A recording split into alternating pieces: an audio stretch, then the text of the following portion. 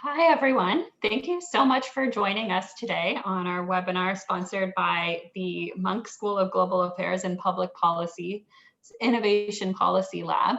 We have an exciting discussion planned for you about Canada's future skills strategy and the workforce development for inclusive innovation.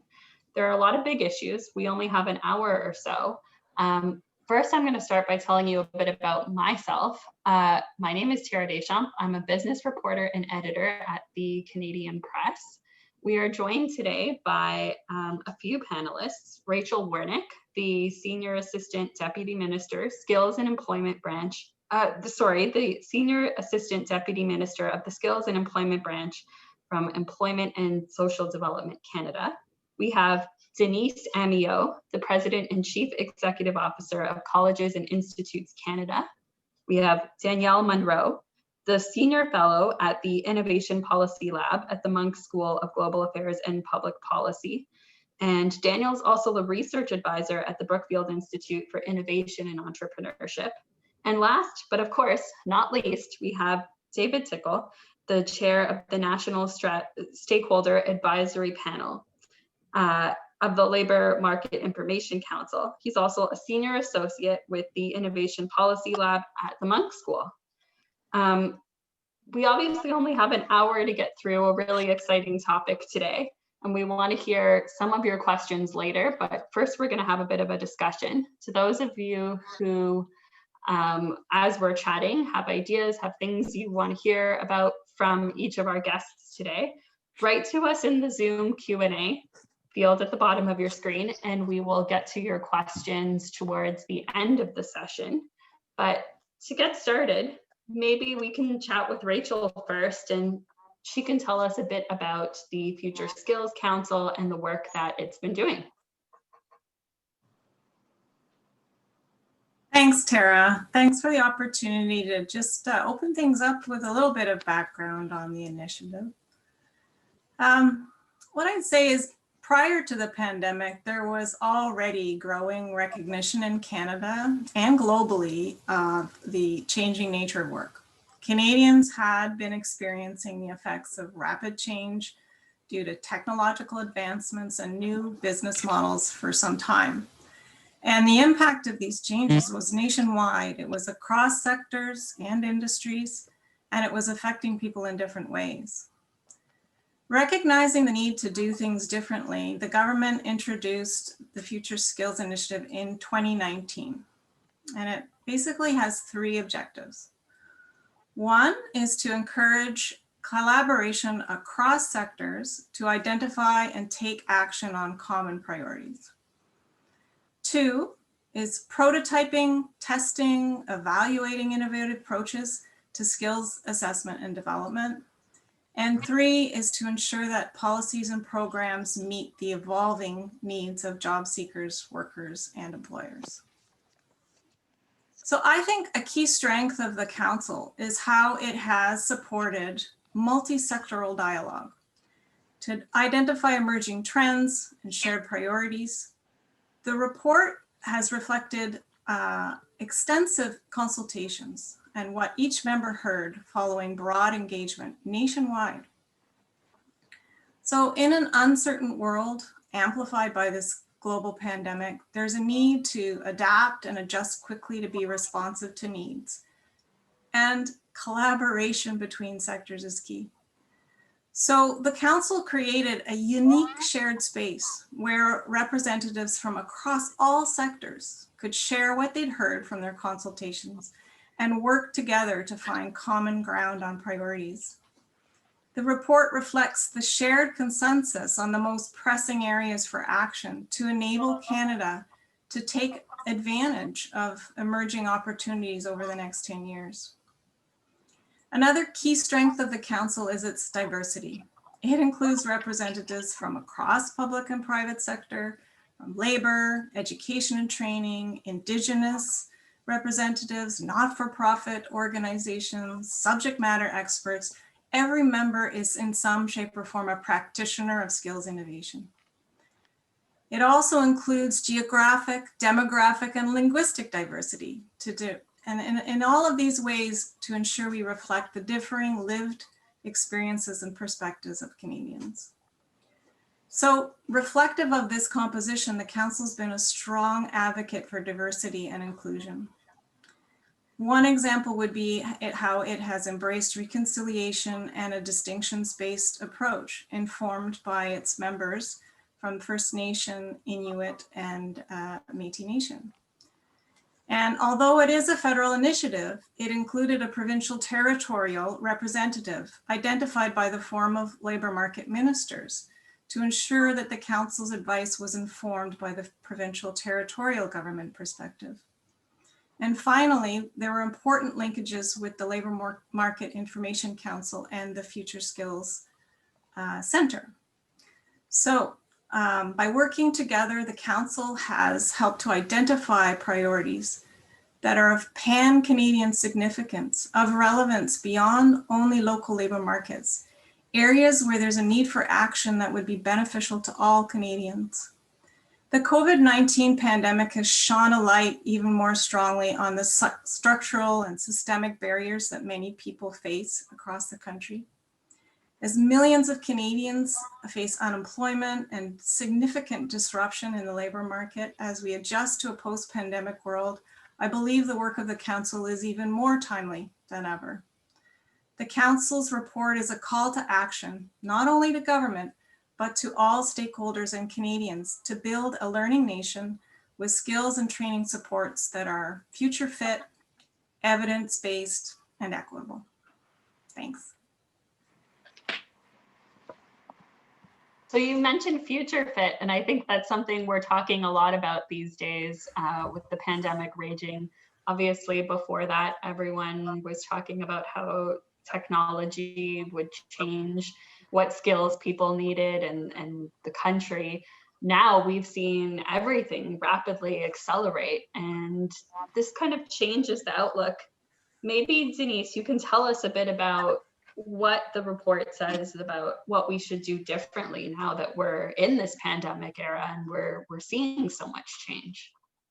Absolutely, Tara. Thank you very much.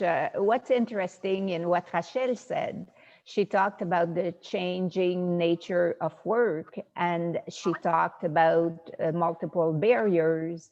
And at the end of the day, how do we make sure we have Canada as a learning nation?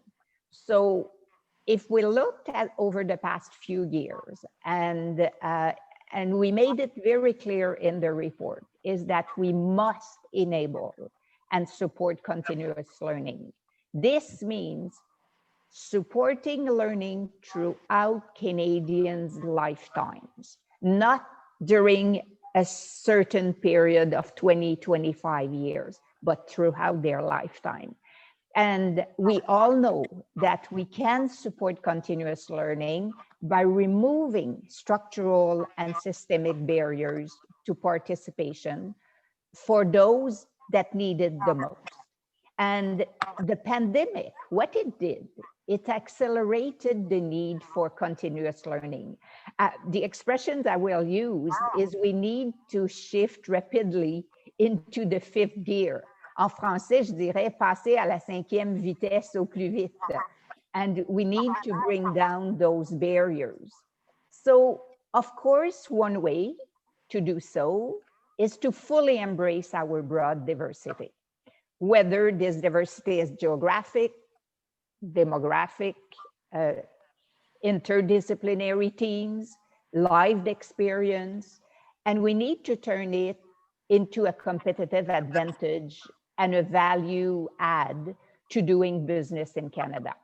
So this means at the end of the day, we need to ensure that everyone, whoever they are and wherever they live, that they have full and fair access to opportunities at all stages of their lives.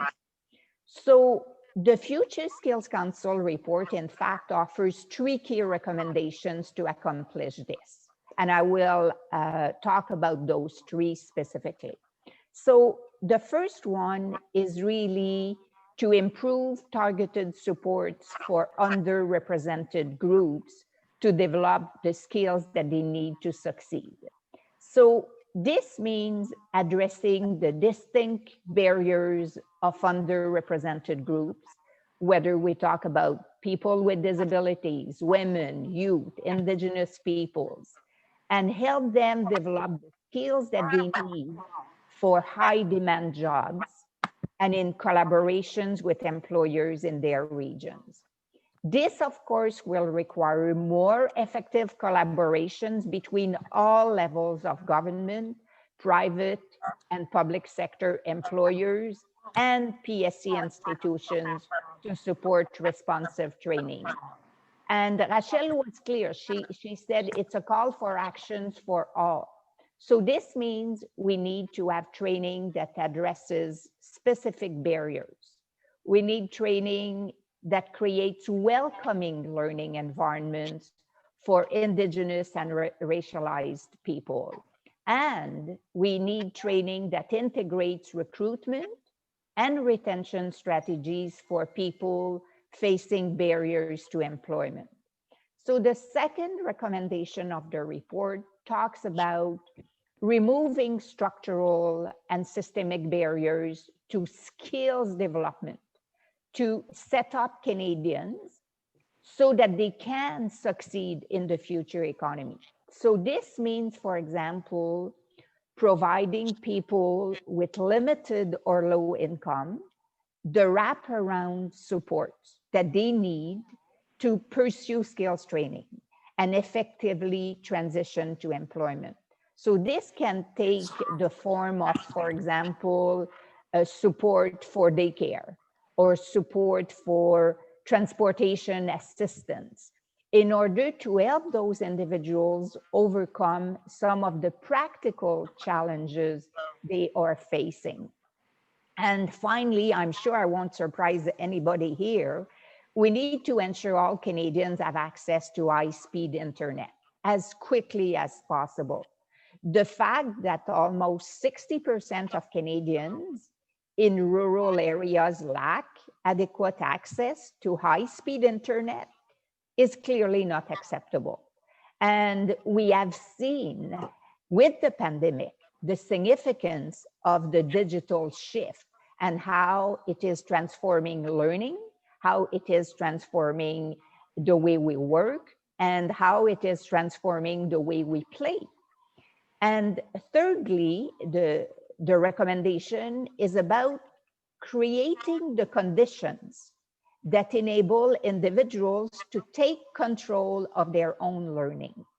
So the report points to the need for modernized labor legislation to support lifelong learning and introducing a broader range of fiscal tools to support training and skills development.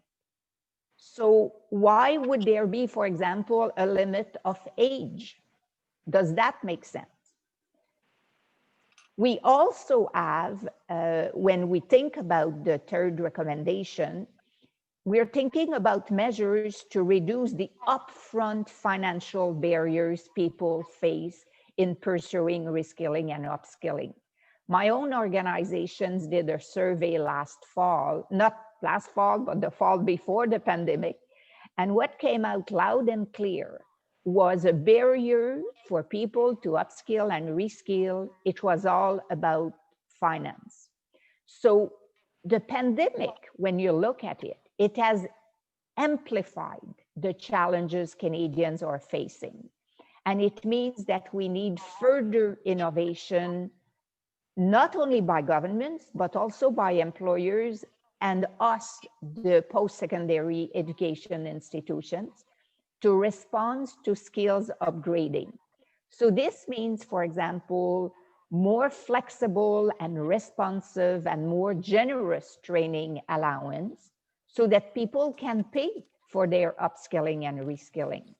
It means that funding to ensure that they can have their prior learning and their experience assessed, recognized, and also built into training programs so that they don't have to repeat what they already know.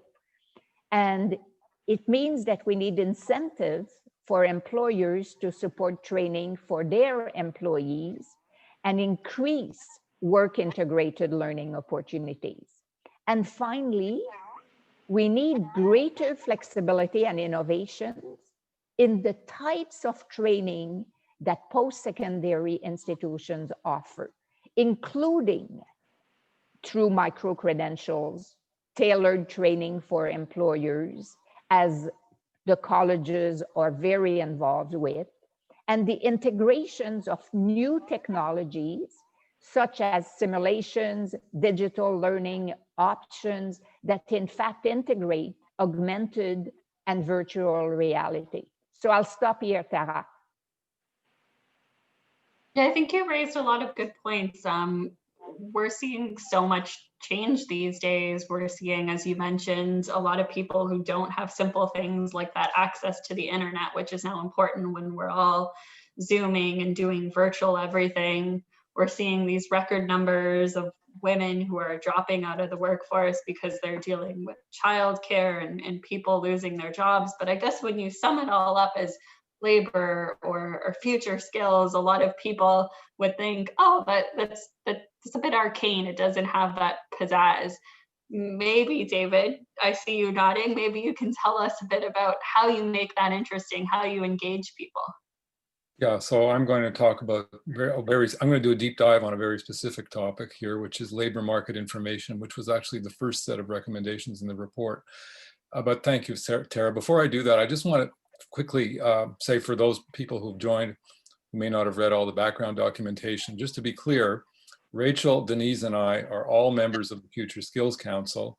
Dan is not. He's our outside power panelist who's going to provide more of an independent perspective and some feedback and maybe ask us some tough questions. So just so people know that. Okay, so to focus on labor, this arcane topic, which often is a real sleeper for a lot of people, labor market information. So I'm going to get into this. And I'm going to start by saying we often miss the implications of a very simple fact. The labor market is a market. In any market, whether the stock market, the supermarket, whatever, optimal outcomes depend on maximum liquidity. So I'm getting into some economics talk here. To maximize liquidity and fair participation, all market participants must have symmetrical, timely, accurate access to common sets of relevant, granular data. And we're very, very far from there with information about Canada's labor markets. So the recommendations in the Future Skills Council report focus on three things. First of all, produce detailed, timely, high quality information on the skills needed for the jobs of tomorrow and today. Leverage innovative technologies to assure that all Canadians can make informed skills development and deployment choices. And thirdly, to improve the accessibility of relevant, reliable, and timely labor market information and tools for all Canadians and all different kinds of stakeholders. So I'm going to give you some background here. Today's survey-based labor market information methods, typically used by Statistics Canada, provincial surveys, sector councils, and other organizations, frankly, they're not able to keep up with changing job definitions, changing job requirements, and a shift to a very different paradigm, which is focused on skills more so, or in addition to occupational definitions and credentials. Also, today's labor market information, or LMI for short, is also rife with gaps, inconsistencies, and too often debatable findings. It's also hard to find and navigate. Most LMI reports and data sets are designed for data analysts, researchers, and policymakers, not ordinary users, whether they be employers, job seekers, educators, or career development professionals. At the same time as we have these challenges, a growing number of innovative private sector players are changing the LMI game. Big global firms like LinkedIn, Burning Glass, also Canadian startups like Vicinity Jobs and Skyhive. One term for these companies is called real-time LMI, which is not a widely used term, and it actually doesn't cover the whole landscape, but I'm just going to use that as a shorthand for what's going on here, RTLMI. So what these companies do is they collect and analyze huge data sets from sources like job postings, LinkedIn profiles, and employer personnel records, sometimes on a daily basis. And they use machine learning algorithms to analyze the data and produce evidence-based predictive jobs and skills taxonomies, demand and supply data, and so on. So it's a really different way of coming at this. For example, last year, I published some research on demand for artificial intelligence skills across the Canadian economy. I used real-time labor market information from Burning Glass, and I discovered growing demand for AI skills not only in tech occupations like software engineers, but also in over 100 non-tech occupations of all kinds, financial analysts, retail store managers, even a few police jobs. The data also revealed important differences in the overall skills profiles demanded in job postings that stipulated AI-related skills as compared with postings for the same jobs, but that didn't stipulate AI skills. So if you were, I don't know, a business analyst where there were no AI skills required, it would be a different skills profile than if you were a business analyst that did have to have AI skills. So by the way, I'm just going to mention the report. It's called Skilling Canadians for Leadership in the AI Economy. It's going to be posted on the IPL website if you'd like to check it out, and we're going to make it available as well to attendees of this event. But it's not just me. Published papers by distinguished academic economists like Daron Acemoglu, David Otter, and Eric Prinjolfsson, who many of you might have heard of, increasingly use real-time LMI data for methodological innovation and delivering new kinds of insights. It has its limitations, like any methodology, but it delivers surprising insights that traditional methods can't do. So big problem is access to real-time LMI and all these other new methods is hugely asymmetrical. Corporate customers can afford to pay for it because it's typically provided by private sector companies, but it's mostly out of reach for everybody else: job seekers, SMEs, career development professionals, educators, even policymakers. We need to open up this kind of technology for all Canadians. And believe me, it's not rocket science. We can do this. So what are we doing to solve this problem? Well, the Labor Market Information Council, with which I'm affiliated, recently announced a partnership with the Future Skills Center to tackle all these challenges, the ones I spoke about at the beginning about accessibility and granularity and so on, as well as coming to grips with these new innovations. So this project has got a $3 million budget over the next couple of years. We're going to pilot the creation of a comprehensive, open, cloud-based repository of survey-based and real-time LMI, so using both classes of methodologies from a wide gamut of sources across Canada. We'll also invest in frontline career planning and guidance tools to inform students entering the job market, mid-career workers, and those looking to change career paths. The platform will incorporate both traditional survey-based and real-time LMI, as I've said, and we'll also develop accessible interfaces based on user-oriented design. And all of this will be in collaboration with frontline career development organizations. This is an ambitious plan, definitely inspired and informed by our work at the Future Skills Council. But if we pull it off, Canada could actually emerge as a world leader in labor market transparency for everybody. So some good stuff coming out of our work at the FSC already. Thanks, David. And I'm just checking out some of the reaction that's been coming in through the Q&A. And just a reminder to the panelists, if you're not talking, to hit that mute button. Some people who are participating are hearing a little bit of feedback.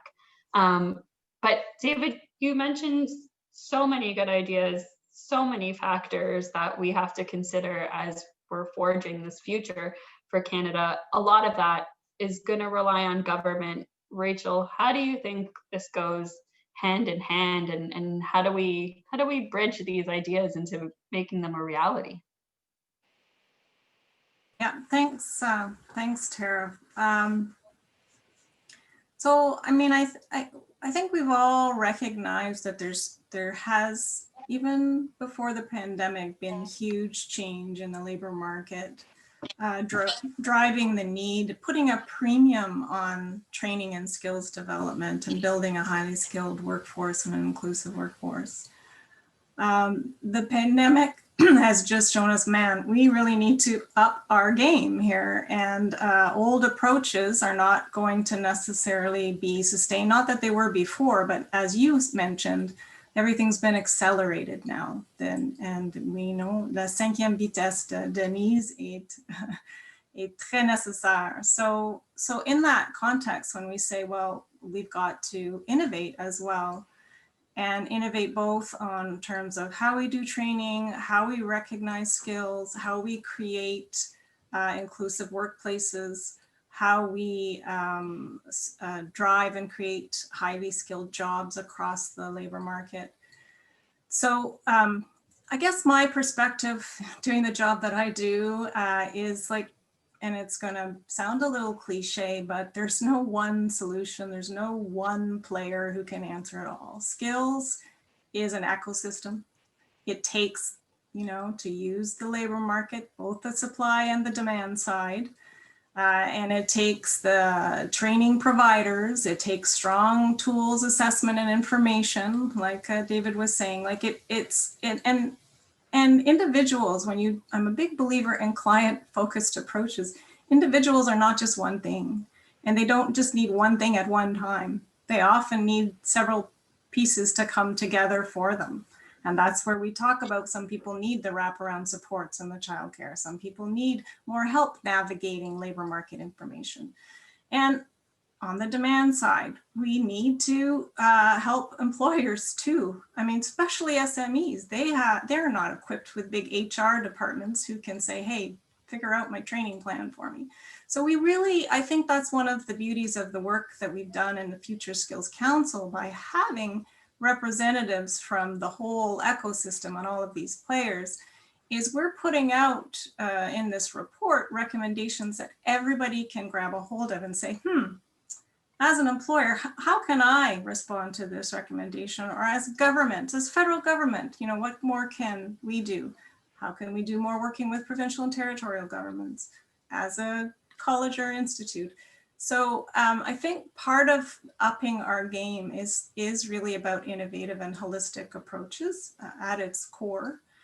I think it's also about addressing some of the key gaps that we know exist. And so the government, I think the very creation of the Future Skills Council and the Center was a recognition of government that we needed to up our game. That this was part of it pre-COVID. And pre-COVID, we were looking at things like, how do we better reach people who are already working? There's a bit of a tendency in our paradigm or our models to think you give people to training once they've lost their job. That's how you help them get back in. But the whole, how do we do the learning nation, upskilling, reskilling? I think this was reflected in the government's announcements with things like the Canada Training Benefit, Skills Boost. These were early explorations of how do we reach people with the tools, break down the barriers to upskilling, reskilling while you're still working, transitioning from a declining sector to a growing sector. The other thing the government has expanded substantially is work integrated learning. We have the evidence that shows it's on-the-job learning that is hugely impactful in terms of sustained employment and earnings. And so that's a beautiful collaboration, if I may say so, in recent years between employers, colleges and training providers, and then workers, and it's bringing together curriculum, work integrated learning, what are my skills needs, and building the skilled workforce as it comes out of training that's ready to be in these jobs and to refine their understanding with on-the-job training. So work integrated learning is another big area that there's been a lot of increased effort on. I think the other thing that's important, and when I talk about government action, I sit here as the skills and employment my role, and that's obvious why I would be involved in a Future Skills Council. But I've created a whole of government table on this. Like, this is not just about my department. I think that the crying need to fill skills demands from an employer and a sector perspective, if it wasn't loud and clear before, it's just growing. And so we are working on things like as just an example, the Future Skills Council talks a lot about successfully transitioning to a low carbon emission economy. Well, at my interdepartmental table, we're working with Environment and Climate Change Canada, Natural Resources Canada, Transport Canada. They're all looking at how to support workforce development and workforce transitions to meet the government's targets of net zero targets by 2050. So this is, I love my job because at its core, skills and workforce development is a social economic win-win. They come together in the labor market. We need to create better conditions and better jobs for Canadians. We need to help them take advantage of the opportunities, those who face barriers. But we also need, that's a win-win because we're not going to increase Canada's competitiveness, productivity, and economic growth without a highly skilled labor force. So it's rich, it's got a lot in it in the report, but I think it's representative of both the complexity and the holistic nature of a skills agenda. So I do think it's going to not only influence government policy and program development across the whole federal family, but it's going to be a good catalyst for great conversations with PT colleagues and across the ecosystem. So that's why I'm so excited about the report. I think between everything that Denise, David, and Rachel have said, for those who were listening and didn't know a lot about future skills, they've now got a basis, even if they haven't read through the report or haven't kept up with the council. But as David mentioned, we have our outside person here. We have Dan, who can give us a little bit of an analysis, and maybe Dan, you can tell us a bit about what you thought when you were reading the report, and maybe even some ideas about what was missing, what you would add. Sure, thanks, Tara. Yeah, so I'm in this enviable or unenviable position of, being the outsider, depending on your perspective. I mean, there's a lot here, and it's a very good report, and I like that the panel has put together this vision for skills in Canada that identifies some responsibilities. Might be a strong word, but I think it should be the word used. Responsibilities for different players in the ecosystem to pursue this. So there's a lot there to take in. Let me make sort of 2.5 points that I think are worth thinking about. I'll start with the half point. And this is just to say, so my inner data nerd was, amused, pleased to see that the first recommendation had to do with labor market information. And I'm sure David was responsible for that. And that's usually the piece that you put as your last recommendation right before the appendix. So the prominence that got in the report was sort of appealing on a personal level, but that's sort of the half point. So two sort of substantive things that I think are worth thinking about, worth talking about. One is that, so I was pleased to see attention in the report to sort of the broader constraints and challenges facing people participating or who want to participate in skills training, and the call for, what we call wraparound supports, things like childcare, transportation, housing, access to technology. So I was quite pleased to see that, because we know that successful skills development initiatives focus not just on the skills, but on the resources that people have or don't have in order to participate and succeed. So I was pleased to see that. But what's missing, I think, or at least maybe pose these as questions, what I'd like the panel to think about, and those who are responsible for implementing the vision to think about, are a couple of things. I would have liked to have seen a clearer, sort of more concrete plan for providing those supports, including some discussion of how to work with the different stakeholders, including the provinces, on these issues, because a lot of these are sort of under sort of provincial jurisdictions. So I would have liked to have seen that. But maybe even before that, or as part of sort of designing initiatives with wraparound supports, I'd like to see a commitment from all of the relevant stakeholders and parties to talking with actual people and communities, so that they can identify what they need and participate in the design or co-design of the supports that they need. I know that the report itself was a product of a lot of consultation. I'd like to see that consultation continue, right? So that is not that the consultation is over and now we implement, but continue that discussion as part of the implementation. So that's one. And one other sort of thing that I think is worth pointing out, and this is probably sort of a broader thing. I think, my reaction reading this is that the report is largely, might be too strong a word, but it seemed to me to be somewhat reactive. That is, it notes changes in the economy, such as automation and gig work. And then it takes those changes as almost, and I emphasize almost inevitable or almost fixed, right? And then it offers a vision for training people to fit that reality. I'd like to see more attention paid to how we can shape or reshape those economic realities, right? And I mean that in sort of two senses, very quickly. One is to recognize that changes like automation and gig work are at least partly results of policy or policy vacuums, right? We can make choices about the direction and speed of innovation and how that affects people. We don't always have to be entirely reactive. And the second dimension is that I think we should recognize that in order for people to have good jobs to train for, in order to have those places in which they can use their newly acquired skills, I think we need to connect skill strategies like this to innovation, productivity, and economic growth strategies, right? I mean, as I've said elsewhere, it's kind of becoming a bit of a slogan for me. We need to think not only about preparing people for the future of work, we need to prepare the future of work for people. So I'd like to see more of that kind of thinking, not only in this report and how people implement it, but in that, in the skills discussion more broadly.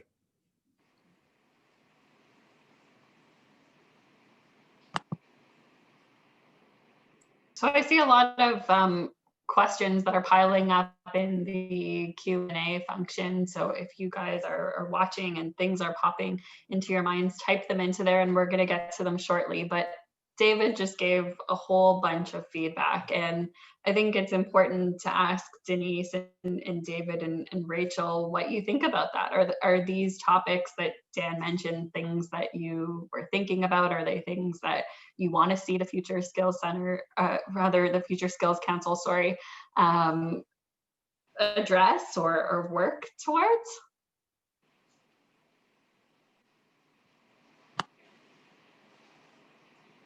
Well, I can jump in to just kick things off. I'm sure Denise and David will too. I mean, I actually find myself agreeing with what Dan Laura, says. for the so introduction it's not and both of you, and thank you for taking the time Cool. with us today.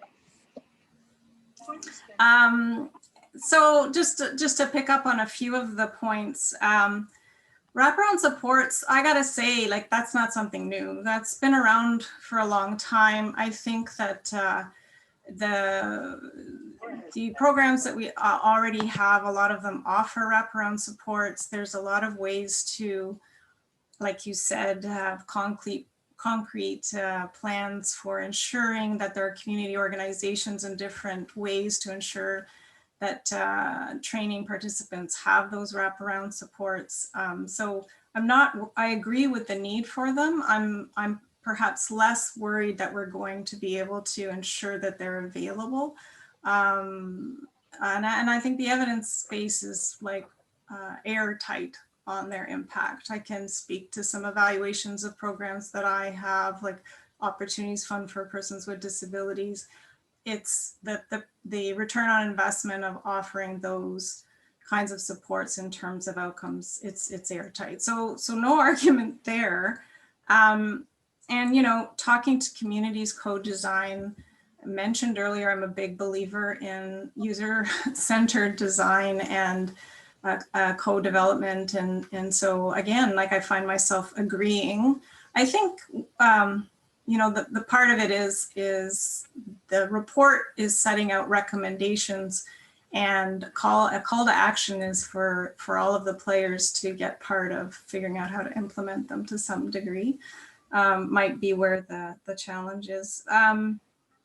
In terms of reactive and inevitable, I guess I would actually, the one thing I'd say there is I actually think skills is the key. Like, it really is the key in terms of these changes we're seeing in a couple of ways. So if you take the one you use, automation, I do think a big part of it is inevitable. I don't think we're going to have in-person cashiers and groceries forever. I think some of these jobs, the automation isn't inevitable, and the best resilience against automation is to equip Canadians with higher skills so they can take advantage of higher skilled jobs, better paying jobs, and the advantages of a changing economy.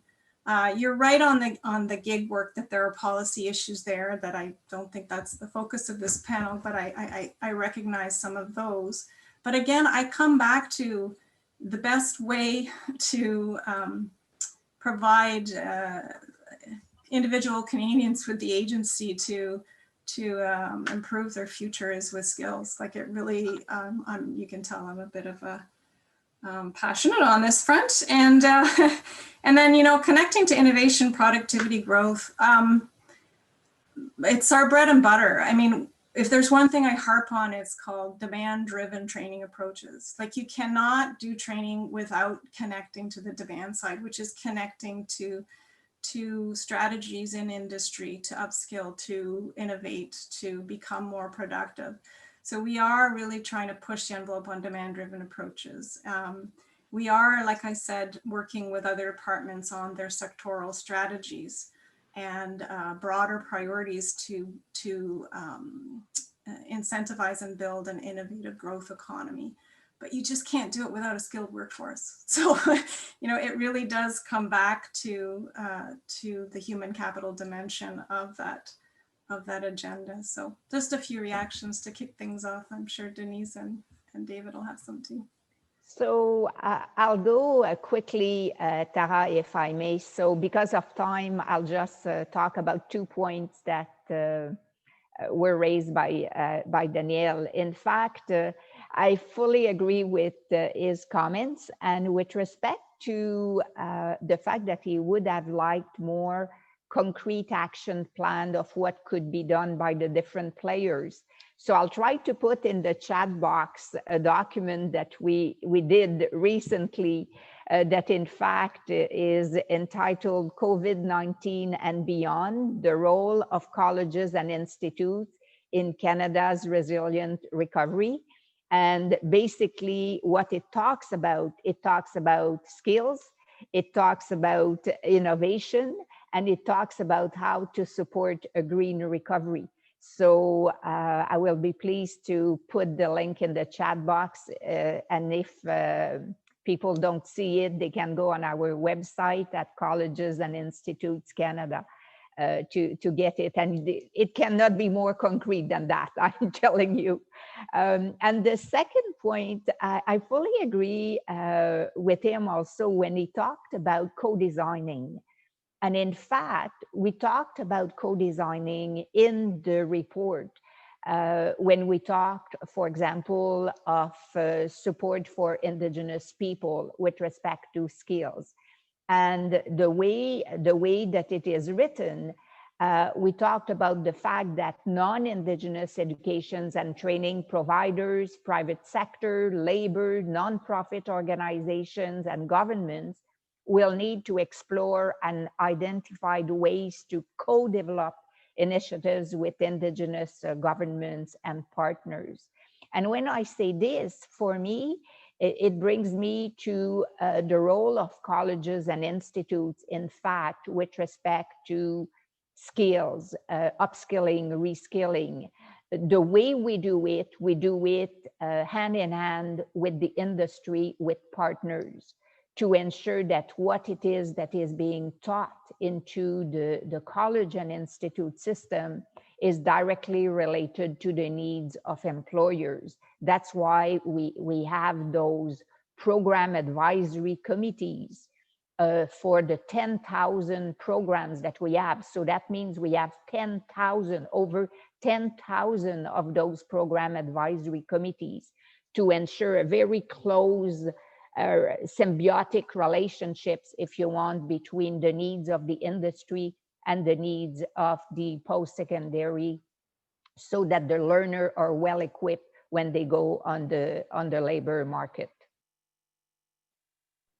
I can jump very quickly on just that one point that Dan made. I'm really curious to see some of the questions, but the one point about policy interventions regarding automation. And I kind of want to nuance a response between what Rachel said, because I fully agree with you, Rachel, that automation is inevitable. And we really want to skill Canadians to the highest possible standard for every single individual that they can possibly achieve in order to respond to, not only to respond to the changing demands in the labor market, just to achieve their personal potential. So there's a lot of alignment there. But I do also think that there's a nuanced policy agenda to consider here. And coming back to some of the academics I mentioned before, Darren Acemoglu published a very interesting paper quite recently on what he calls so-so automation. And it does actually, the example he gives is actually related to what happens in supermarkets with cashiers. And he makes the argument there that the tax incentives in the US actually make it more economical to use automation to replace cashiers, even when it's actually cheaper to use cashiers and more cost effective to use cashiers. And that's because I don't know what the details are of the tax structure in the US, but basically he's arguing that these capital investments make it cheaper to put in machines, labor is taxed at a higher rate than capital in that context. I don't know what the situation is in Canada, but I think that's certainly worth examining. And certainly also the gig economy, which now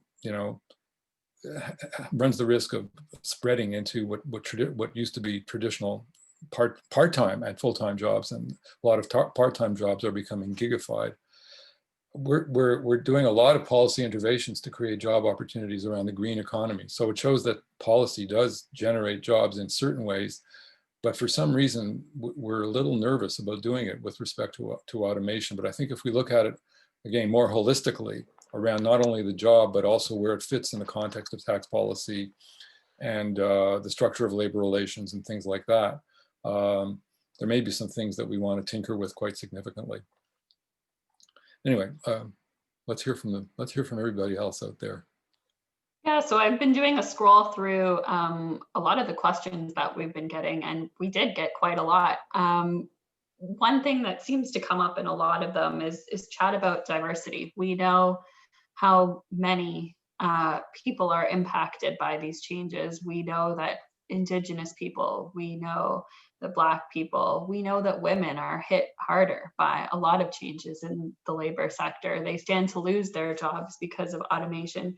How do we make sure that they're included in all of this? And how do we make sure that we're creating future skills that fit for everyone and don't leave people behind?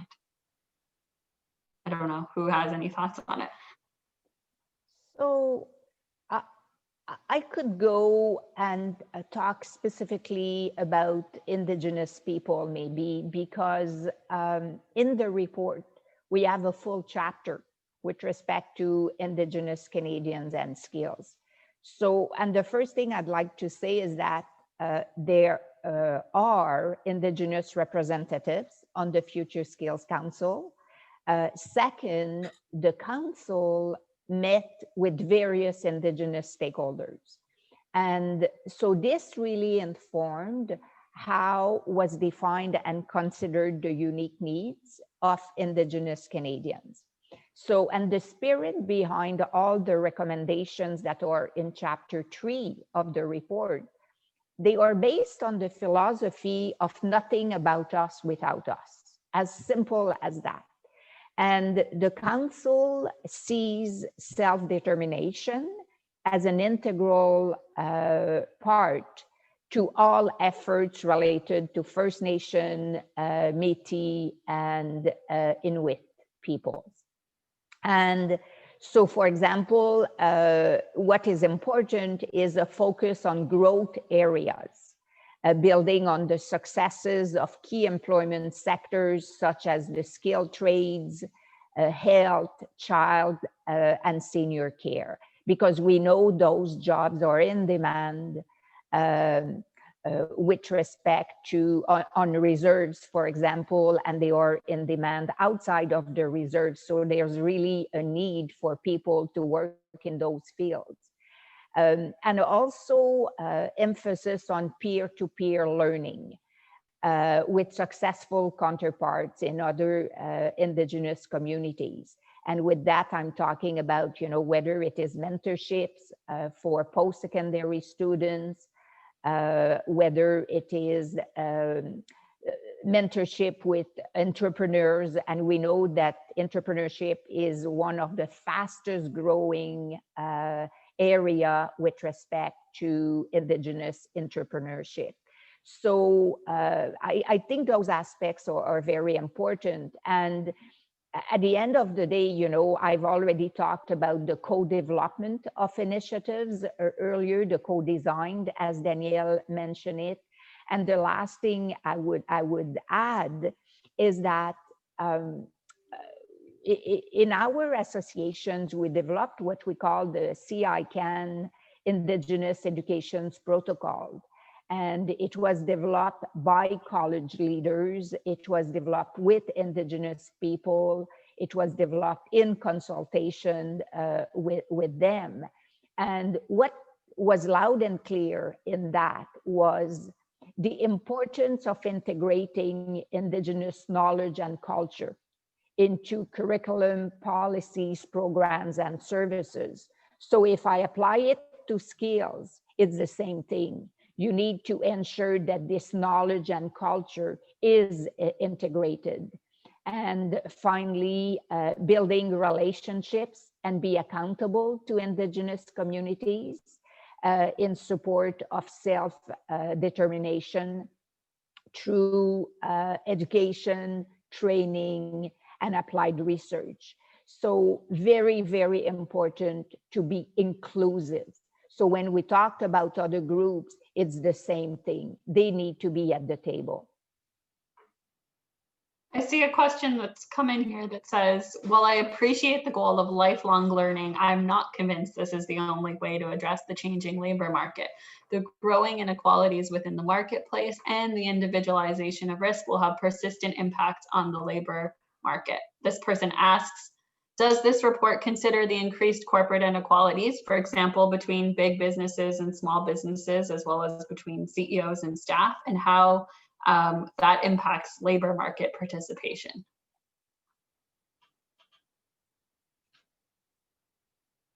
Well, I'll jump in here. To be honest, the report does not really tackle that issue directly in terms of the broad issues of economic policy around economic inequality in the country as a whole, in the economy as a whole. That's something we did not get into in depth or detail. It quite honestly, it's bigger than what was within our mandate, and we kind of took that reality as a given and something that we need to deal with in a day-to-day basis. So it's really a political question. I certainly have strong views about it personally, which I think my questioner and I would probably agree about. But it wasn't really something that we addressed directly. What we do address directly is mitigating measures. For example, and we've already heard a lot of this, a lot of focus on equipping individuals to deal with the challenges of the current context, and also very focused on recommendations on equipping SMA leaders and SMA managers, and giving them the toolkits, not just financial supports, but also, you know, they need the time, they need the knowledge. You know, if you're running a small business, you don't necessarily know enough about technological change or automation or what have you, and to reskill your workforce, nor do you really have the time to even think about it, because you're just trying to figure out how to get through the next, you know, week or days or maybe at best months. So we tackle that issue specifically as well. So we come at it that way. I would say it's an imperfect way, but you know, we recognize that those issues, but we don't say we need to get rid of economic inequality in this country. We don't make those kinds of statements in the report. And maybe just while we have a few last minutes left, I also see someone asking, what are proven successful strategies for translating labor market information and forecasting to workers, particularly those from underrepresented groups?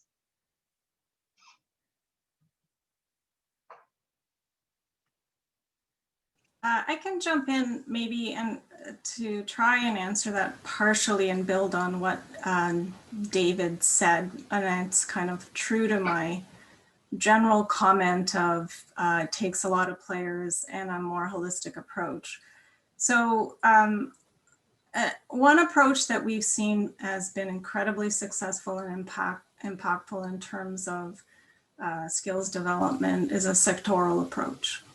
And what we do in these sectoral approaches is largely about SMEs, who are the vast majority of employers in Canada, and working with, for example, a sectoral association or an industry association who can be an interlocutor with all of these small employers and bring them together on and then bring to the table the training providers, the colleges and institutions, and bring to the table some funding to do some dedicated work on labor market information specific to that sector, like looking at that sector and where it's going, what's the pipeline, et cetera, et cetera.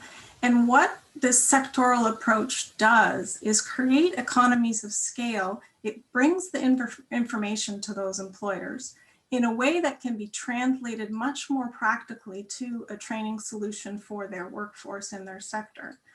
And it creates economies of scale because they are able to put in training solutions across a whole bunch of employers in the same sector that they wouldn't be able to either take on or forward or have the labor market information to do.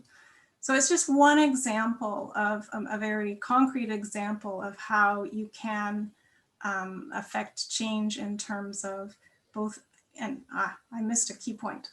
On the diversity side, our experience is that a lot of employers are not, how could I put it, they're interested in hiring a more diverse workforce, but they don't always know how to go about it.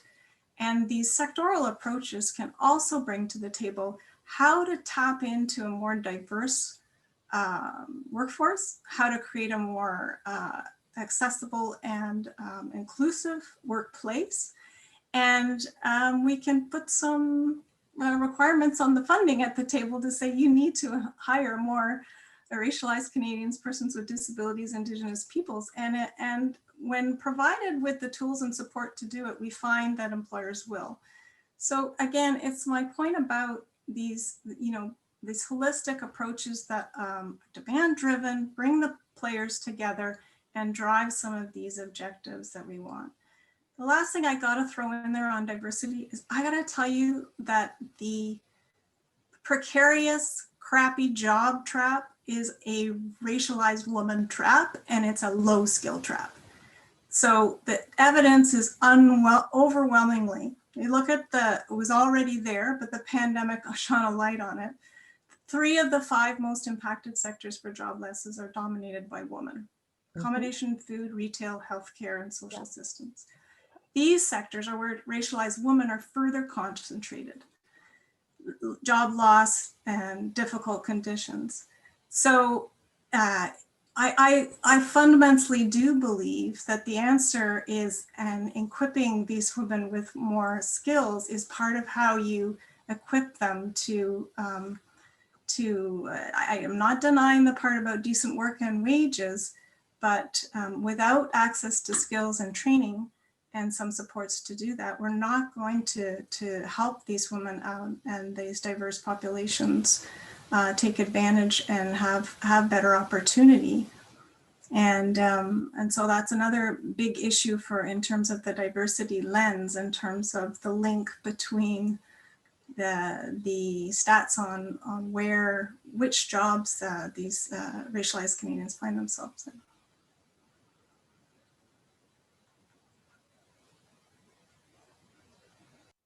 I think we're at the 12 o'clock mark there, so we should probably get wrapping up, but I am really glad that we were all able to have this discussion today. I know I learned a lot. I know it seems like you guys are very dedicated to making some positive change, and I saw a lot of nodding heads and smiles throughout this chat, which was really great to see. I would encourage everyone who's interested in the topic to look at what Denise posted in the messages. She's telling people that you can look at the Colleges Institutes Canada website to find the document that she was referring to. It's called COVID-19 and Beyond: The Role of Colleges and Institutes in Canada's Resilient Recovery. For people who are interested in everything that we've discussed today, do a Google search and look up the Future Skills Council. There's a lot of resources online, and while you're searching the internet, check out the Monk School. I know that they do a lot of great sessions like this one, and there are probably a lot more things there that you're interested in. But I know there's a lot of people who are probably tuning in from the Eastern time zone and their stomachs are rumbling, they're ready for lunch. So I think we will let everyone go, and I'll just say thank you so much again to Rachel, Denise, David, and Dan for joining us, and to the Monk School for hosting this. Have a good day, everyone.